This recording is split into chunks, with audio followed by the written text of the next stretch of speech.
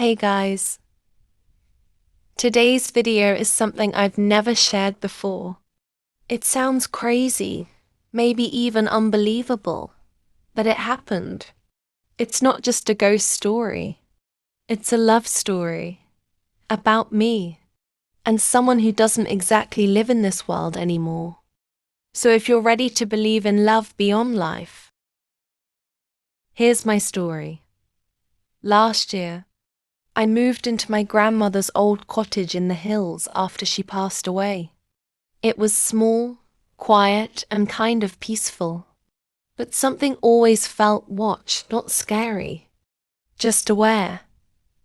Like I wasn't alone. The first time I saw him, I thought I was dreaming. He was standing by the window in the living room, bathed in moonlight. Pale, gentle eyes. Sad smile. I blinked, and he was gone. At first, I thought I imagined it. But night after night, he'd appear, never moved, never spoke, just watched. One night I whispered, "Who are you?" I didn't expect an answer, but he tilted his head and softly said, "I don't remember." His voice was distant, like wind in an old tunnel. But kind, I asked again, and he whispered, "I think I died here, a long time ago." That's when I realized he wasn't trying to scare me. He was lonely. After that, we started talking every night. At midnight, he'd appear. I'd light a candle, and he'd sit by the fireplace, or at least float near it. His name was Elias. He didn't remember much about his life, but he remembered feelings. He remembered laughter, rain, the smell of books, the sound of music. And somehow, he remembered me. He said, "I've been waiting for someone who sees me." I know it sounds strange, falling for a ghost, but Elias wasn't a monster. He was kind, curious, protective. When I was sad, he'd hum softly. When I felt scared, he'd make the lights flicker until I laughed. When I asked why he hadn't moved on, he said, "Maybe I was waiting for something worth staying for." And one night, I whispered, "I think I love you." And he just smiled, brighter than I'd ever seen. Then he said, "Then I'll stay, for as long as you'll have me." One night he didn't appear. Then the next, and then the next. I sat by the candle, waiting, whispering his name. But he never came back. A week later I had a dream.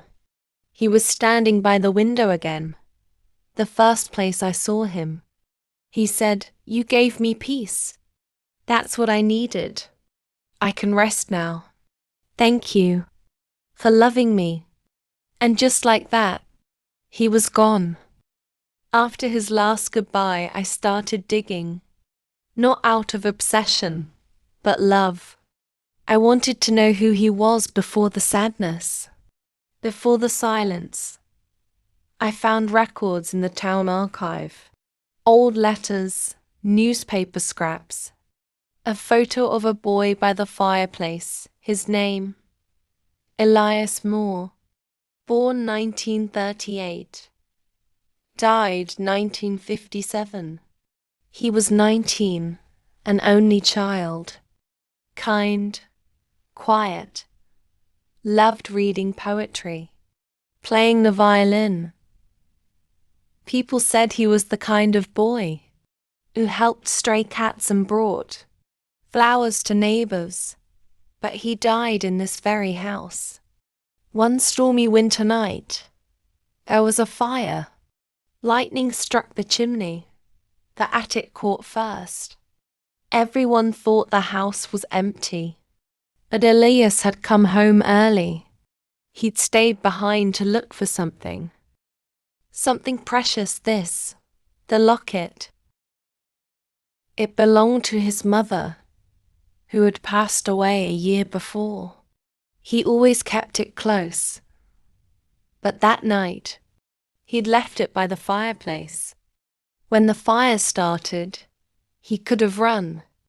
Neighbors said they saw him through the window, but instead he went back in. For the locket, they found his body near the stairs. Clutching Miss, he didn't scream. He didn't cry, he just let go. Elias didn't die in pain. He died holding on to love, I think. When I moved in, I didn't just find a ghost. I found a story that had been waiting to be heard. Elias wasn't lost. He was just waiting for someone who would love him enough to help him rest. And maybe, now that I know how he left this world, I can live the rest of my life honoring how he lived in it. Sleep well, Elias. You're remembered. You're loved. And you're finally free. Some people find love in the real world, and some find it between two worlds. Elias taught me that love isn't about time or rules or even life and death. It's about connection. So if you ever feel a chill at night, or a flicker in the candle, maybe someone's saying hello. Thanks for listening to my story.